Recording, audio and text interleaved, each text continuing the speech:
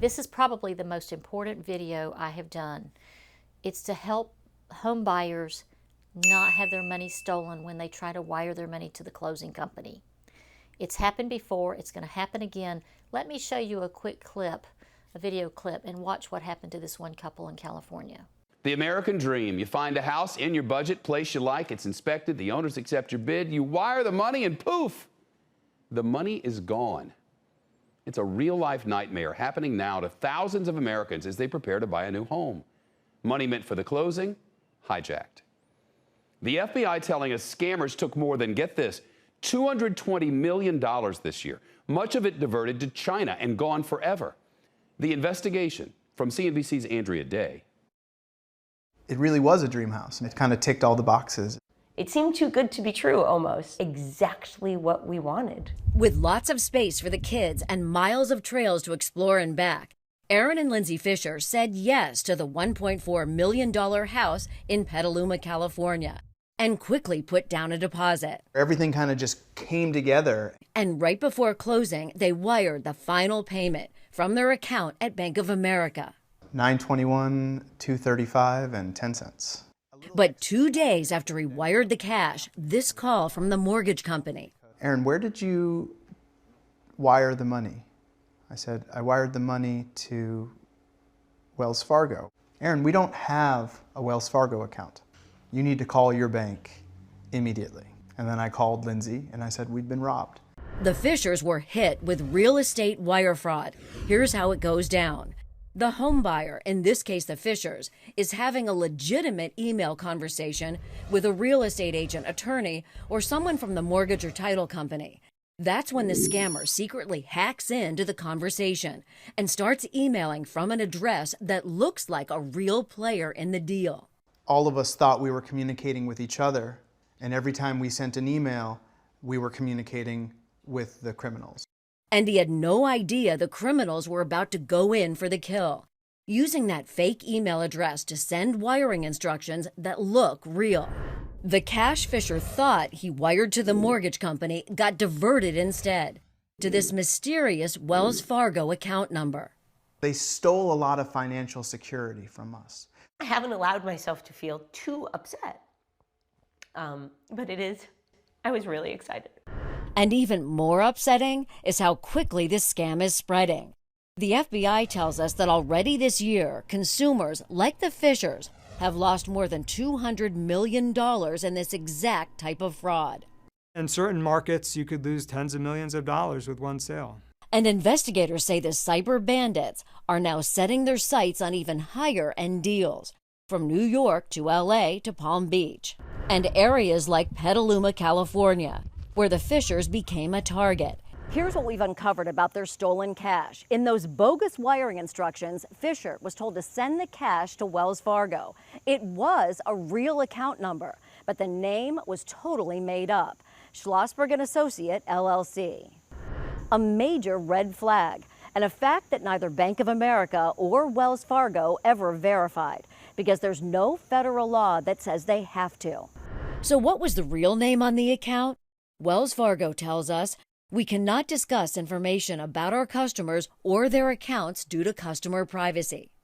The money went from Bank of America to Wells Fargo, from Wells Fargo back to Bank of America, and then out to a Chinese construction corporation. We confirmed with a source close to the case, the money that should have gone to the mortgage company made its way across the globe, ultimately landing in China, which is where the FBI says money stolen in this type of fraud often ends up. And that usually means the money is gone forever. And Shep, we actually have a happy update tonight for you. The Fishers wound up getting all of their money back. Most people aren't as lucky. Now, Bank of America tells us by acting quickly, the bank was able to claw back all of that cash. Luckily, their dream home, get this, was still on the market, so the Fishers bought it again. But this time, they used one of these. Remember these? Those old-fashioned checks. And by the way, Shep, it's not just houses. This scam can happen when wiring money for just about anything. Yeah, what do people do to keep this from happening to them, Andrea? Well, Shep, just knowing that this can happen, that's the best start. That's a great start right there. And experts say Look closely at those emails. Make sure every letter in the sender's address is what it should be.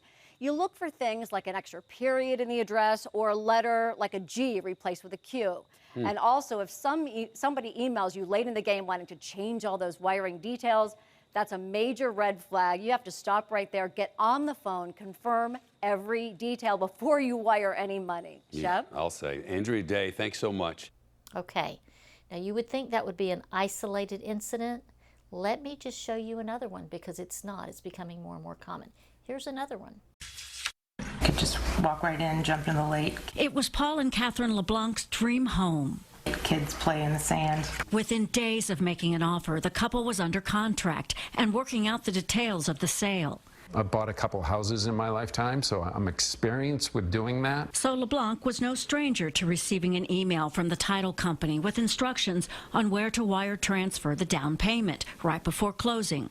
Over $140,000. But what LeBlanc didn't know, scam artists were watching and reading all of his correspondence with the bank, his realtor, even his title company. They then posed as a known representative of the title company to send that email and ultimately steal his down payment. The whole real estate industry is under attack. Jason Walters, CEO of Paradigm, a different title company, says he sees several of these bogus emails a week. Good morning. We would need to have cash to close. They have the ability, as an email is floating out in internet space, they can intercept the language. So they know exactly what stage the home sale is in and all of the players involved. This is so far in our country that people can track over a $220 million problem. People are showing up for the closing knowing that they've wired their funds and their funds are not there. We want to prevent this. We are in the real estate business and we want to prevent this. I'm Nancy Dykeman. I'm a local real estate broker. It happened to one of our customers yesterday. They wired not the closing funds, just the deposit to the title company. What had happened is someone had seen the conversation online between the buyer and a realtor. They hacked the realtor's account by one digit of the realtor's email address, so it was not recognizable to that buyer that they had done that. And the pseudo realtor had given them new wiring instructions to wire the $5,000.